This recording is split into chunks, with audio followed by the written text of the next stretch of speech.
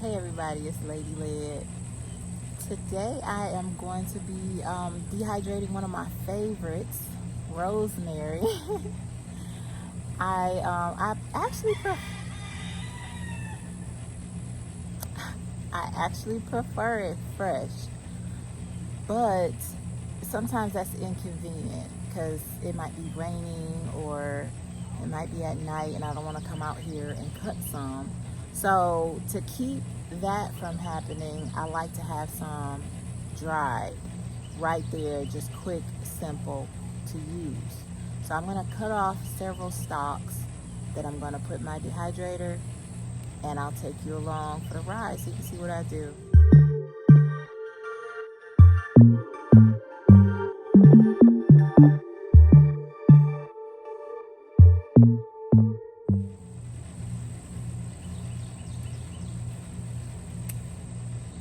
Now let me show you. I like to cut the ones that have brand new non-woody tips because that's really tender. That's my favorite part. I don't know if that's what's supposed to get cut off, but that's what I cut off because that's what I like. So I'm going to cut a few more.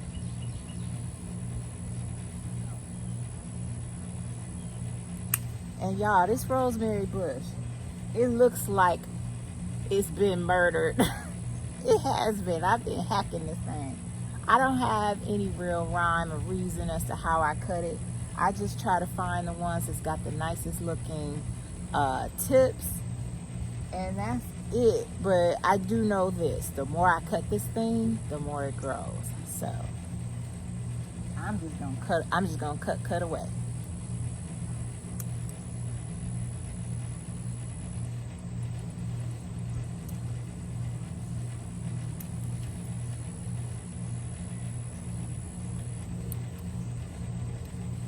All right, that's enough to get me started, y'all. I've got all the rosemary that I gathered. I love that smell. It's just such a nice, delicious smell.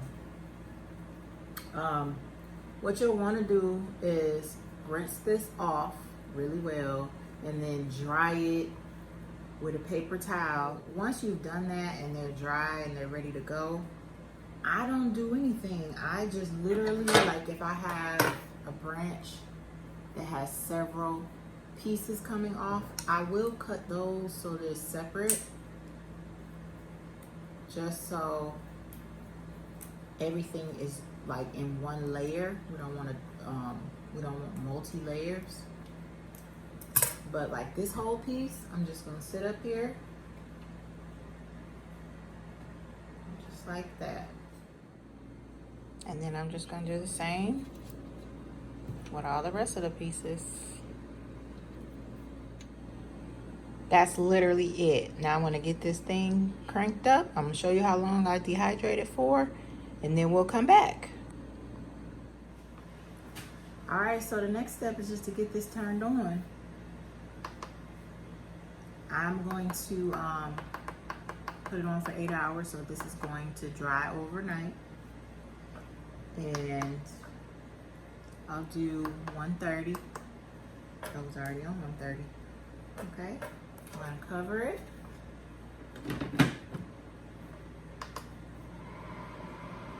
And that's it.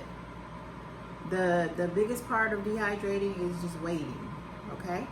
So I'm gonna let these dry, and then once they're dry, I'll show you what you can do with it next. Either you can leave it whole, you can grind it. It just depends on what your preferences are. So I'll show you what I'm gonna do. So I had some that I did beforehand, so I could go ahead and get this video finished, but I'm still going to dry this one. But I just wanted to show you this process. So now that it's dry, so you can see it's kind of a dull green, almost brown color now. It's very dry and crisp. Oh, the sun is falling. So at this point, there's a few different options. You can take it and do like I've done in the past and just drop the whole sprig in a jar, drop them in there and just keep it capped, and then maybe as you need it, you take a little bit out and just kind of crunch it in your hands and just sprinkle it over where you're eating. You'll see that it's so dry, it literally just crumbles easily, no problems. Well, that works great and everything, but I wanted to be able to sprinkle it.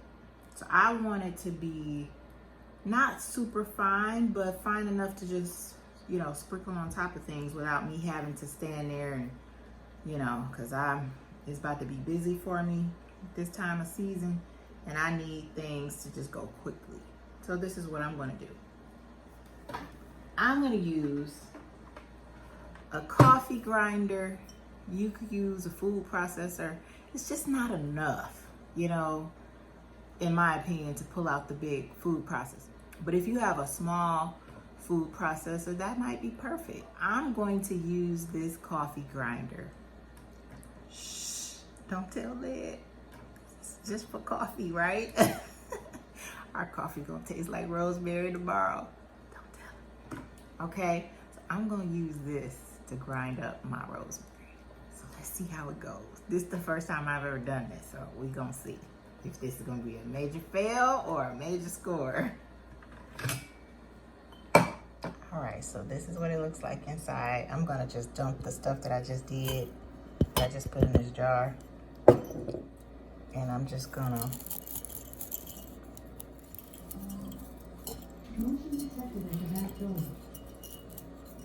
there's motion at your back door while you're trying to do a video.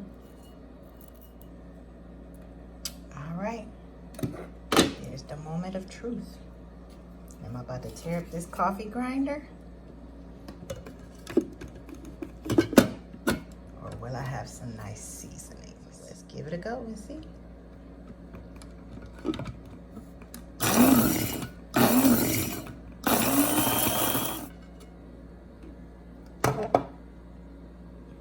Yes, that's looking more and more like how I want it. That looks like that worked. I got some cleaning up to do. But let's get it in a jar. But just those few sprigs. So that gives you an idea. Like if I did this whole container, I might actually be able to get this half full, 3/4 full. But that's not really my concern. My concern is just making sure I have some when I can't get outside to get some fresh rosemary. Because to me, the fresh stuff is best. But there are times when you just gotta do what you gotta do. So that's what I'm gonna use this for. It's really good for if you're trying to reduce salt intake because it just adds more seasoning, and so that means you just need less salt. Now, if you don't have a rosemary bush, but you really are looking for a no salt seasoning option, I have one that I use. It's this amazing blend. It's like over 30 like different types of spices. I don't even know what's in this like completely. She lists some of them, but you might want to try out this. It's called Cook All Seasoning Tailored Flavor. And I'm just gonna read off some of the stuff it has in here. It says no salt, no sugar, no MSG, gluten-free, over 30 herbs and spices to include pink, I don't even know how to say that. Oh, organic pink Fijian ginger and turmeric, garlic and rosemary, onion. I'm telling you, this right here, this seasoning right here, I use this on just about everything I cook, in addition to my own rosemary, just because it adds so much flavor. Like, it's so good. I'm be honest, I don't feel like I'm the best cook in the world, but this right here got people thinking I can cook. No. No, really though, everything I put this in, for some reason, people are just wowed by it when they eat it. When I run out and I'm just using this and some other seasons that I have, it's kind of like, yeah, you sort of got it, but it's something that's missing. I don't know what all is in here, but whatever it is, it's amazing. Now, I thought that, well, I could just maybe find some of these seasonings that are in here. Just the first few seasonings, I mean, on the list. By the time you do that, you could have been just bought one bottle. By the time like you pay for all of them, you might as well just go ahead and get this bottle, right? So I really like this seasoning. I found this one year at a health fair. This was before I was even on my health kick. I just knew when I walked in the door, the place was smelling so, oh my goodness, it was so aromatic. I just kind of gravitated to the table and I bought some of this after she let me taste test. I can't even remember what it was, but it was so good. I bought some of this and I have been hooked ever since. And that was years ago. So I actually reached out to her. She didn't know I was going to do this video, and I just wanted to, give her a heads up that I was going to do it. She offered me a discount code for you all. So I'm going to post the website you can order from and the coupon code, and you can get a discount if you want to try it out. So it's called Tailored Flavor, and it's delicious. Yeah, I wish, but this is a good, healthy alternative to salt, and this is a delicious alternative to salt. So, all right, y'all. Thank you for watching as I dehydrated and ground up my rosemary. I hope that gives you some ideas of things you could do with the herbs that you're growing in your garden, especially if you're doing like some sage or something. Yeah, there's so many different options. So go ahead and give it a try, y'all. Let me know how it works out. It's Lady Led, and I'm out.